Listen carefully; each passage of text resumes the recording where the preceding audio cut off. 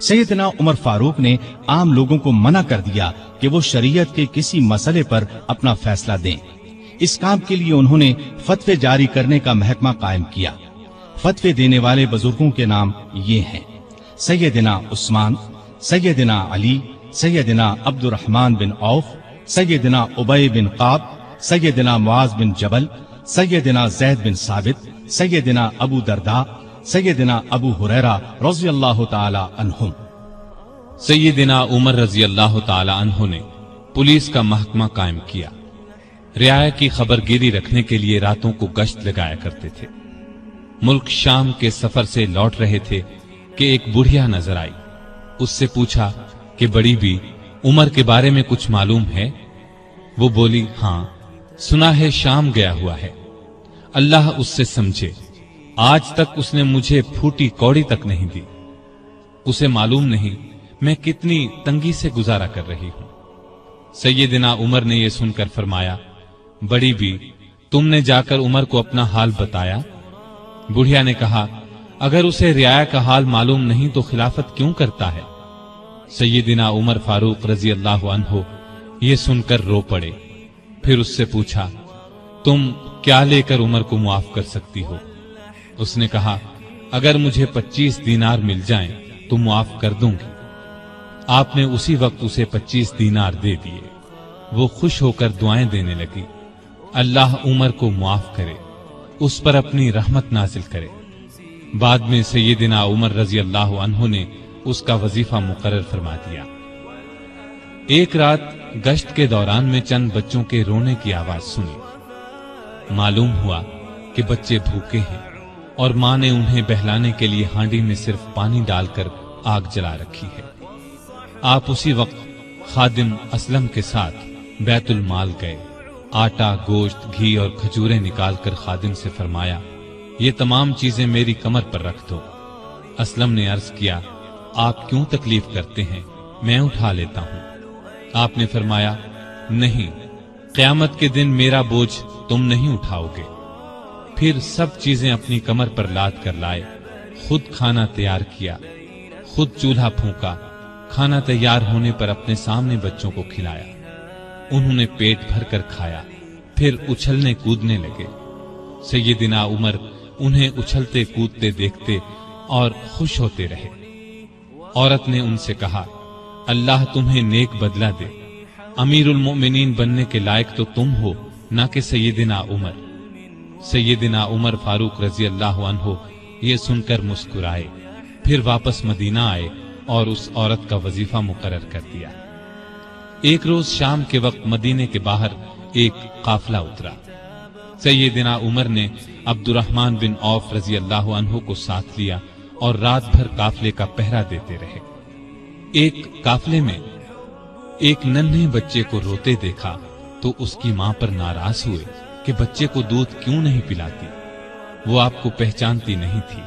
कहने लगी, अमीरुल मोमिनीन ने हुक्म दिया है कि जब तक बच्चे मां का दूध पीते रहें बैतुल माल से उनका वजीफा मुकर्रर न किया जाए। मैं इसका दूध छुड़ा रही हूं ताकि वजीफा लग जाए। ये है इसके रोने की वजह। सैयदना उमर ये सुनकर रोए, फिर ऐलान कर दिया कि जिस दिन कोई बच्चा पैदा होगा उसका वजीफा उसी दिन से मुकर्रर हो जाएगा। एक मर्तबा लोगों को खाना खिला रहे थे। एक शख्स को बाएं हाथ से खाना खाते देखा। नजदीक जाकर उससे कहा, दाएं हाथ से क्यों नहीं खाते? उसने कहा, मेरा दायां हाथ मूता की लड़ाई में कट गया था। यह सुनकर सैयदना उमर रोने लगे। उसके पास बैठ गए और बोले, अफसोस, तुम्हें वुजू कौन कराता होगा? फिर उसकी खिदमत के लिए एक खादिम दिया और जरूरत की चीजें उसके घर भिजवाईं। एक रात गश्त के दौरान में एक औरत की आवाज सुनी। वो अपनी बच्ची से कह रही थी, दूध में पानी मिला दे। बेटी ने यह सुनकर कहा, मां, अमीरुल मोमिनीन का हुक्म है कोई दूध में पानी न मिलाए। मां ने यह सुनकर कहा, बातें ना बना, पानी मिला। अमीरुल मोमिनीन कौन सा देख रहे हैं? लड़की ने कहा, अमीरुल मोमिनीन तो नहीं देख रहे, मगर अल्लाह तो देख रहा है। सैयदना उमर ने मां बेटी की यह गुफ्तगू सुनी तो अपने खादिम से कहा, इस घर को अच्छी तरह पहचान लो। दूसरे दिन उनके बारे में पता करवाया। उन्हें लड़की की ईमानदारी इस कदर पसंद आई कि अपने बेटे आसिम के लिए रिश्ता मांग लिया। इस तरह ये शादी हुई। बनु उमैया के उमर बिन अब्दुल अजीज रहमतुल्लाह अलैह इसी खातून के नवासे थे। उन्हें अदल इंसाफ, सादगी, परहेजगारी की वजह से दूसरा उमर कहा जाता है। उनका दौर बेहतरीन दौर हुआ। मदीने की एक बेसहारा अंधी औरत के घर की सफाई अमीरुल मोमिनीन खुद किया करते थे। रसूलुल्लाह सल्लल्लाहु अलैहि वसल्लम के एक सहाबी सईद बिन यरबूक की आखिरी उम्र में बीनाई जाती रही। उनके लिए एक खादिम मुकर्रर किया जो उन्हें मस्जिद तक लाता था। रास्ता चलते एक औरत ने सैयदना उमर फारूक को रोक लिया और कहा, मैं रसूलुल्लाह सल्लल्लाहु अलैहि वसल्लम के सहाबी खुफाफ बिन ईमा की बेटी हूँ। शौहर फौत हो गया है, छोटे छोटे बच्चे हैं, कोई जमीन भी नहीं है। बच्चों को घर में छोड़कर मेहनत मजदूरी भी नहीं कर सकती कि बच्चों को कोई नुकसान न पहुंच जाए। हजरत उमर ने उसकी पूरी बात तवज्जो से सुनी और फरमाया, तुम थोड़ी देर यहीं ठहरो। ये कहकर घर गए। वापस लौटे, एक मोटे ताजे ऊंट पर बहुत सा सामान लदा हुआ साथ लाए। उस पर कपड़े और नकद रकम भी थी। उस औरत से फरमाया, ये ऊंट ले जाओ, जब खत्म हो जाए तो बता देना। जिहाद पर जाने वाले मुसलमानों के घर वालों का बहुत ख्याल रखते थे। उनके घरों में जाकर उनकी औरतों से कहते, तुम्हें बाजार से कुछ मंगवाना हो तो मैं ला देता हूँ। बेवा औरतों का पानी भर देते। मुजाहिदीन के खत आते तो ये खत खुद उनके घरों में पहुंचाते। उनसे जवाब लेकर मुजाहिदीन को भिजवाते। बैतुल माल से हाजतमंदों को देते। रास्तों में चौकियां बनवाई ताकि रास्ते महफूज हो जाएं। शहरों में मेहमान खाने बनवाए। मुल्क में जगह जगह नहरें खुदवाई जिनसे आपाशी आसान हो गई। सड़कें और पुल बनवाए। नए शहर बसाए। करीबन 4000 मस्जिदें तामीर करवाई। हरम काबा को वसी करवाया। मस्जिद नबवी को वसी करवाया। मर्दम शुमारी का निजाम राइज किया। सिक्का जारी किया। सने हिजरी कायम किया।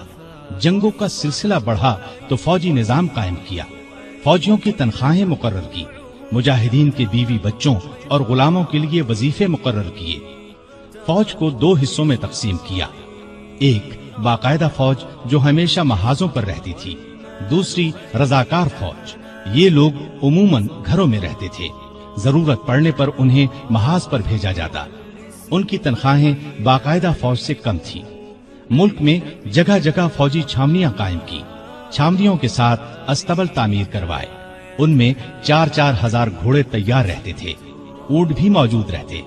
फौज के साथ खजांची, तबीब, जर्राह, गनीमत के माल का हिसाब रखने वाले, दूसरी जुबानें जानने वाले और दुश्मन की जासूसी करने वाले भी रहते थे। फौज की तालीम का भी इंतजाम किया। फौज को ये हिदायत थी कि दुश्मन से जो अहद करो उसको पूरा करो।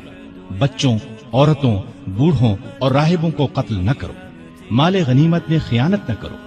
आबादियों को वीरान न करो। फलदार दरख्तों को न काटो। जो लोग जंग में कैदी बना लिए जाएं, उन्हें उनके करीबी रिश्तेदारों से जुदा न करो। लड़ाई में मारे जाने वालों के हाथ पांव, नाक, कान न काटो। कुरान और हदीस की तालीम आम कर दी। सैयदना उमर खुद बहुत बड़े फकीह थे। उन्होंने तमाम इलाकों में फकीह मुकर्रर किए। लोग उनसे दीनी मसाइल पूछते थे। उनके जमाने में इस्लाम की बहुत इशाअत हुई। गैर मुस्लिमों से अच्छे सलूक की वजह से भी इस्लाम बहुत तेजी से फैला। इंसाफ का दामन किसी कीमत पर नहीं छोड़ते थे। शाम में मुसलमानों को मस्जिद बनाने के लिए एक जमीन की जरूरत पेश आई। जमीन एक यहूदी की थी। मुसलमानों ने जमीन उससे खरीदना चाही, लेकिन यहूदी ने इनकार कर दिया। मुसलमानों ने जबरदस्ती जमीन पर कब्जा करके मस्जिद बना ली। यहूदी ने सैयदना उमर से शिकायत की। सैयदना उमर फारूक ने हुक्म दिया कि मस्जिद नाजायज तरीके से बनाई गई है। इस्लाम इसकी इजाजत नहीं देता। मस्जिद को गिराकर जमीन यहूदी को दे दी जाए। चुनाचे जमीन यहूदी को वापस दे दी गई। उसने उस जगह अपना मकान बना लिया।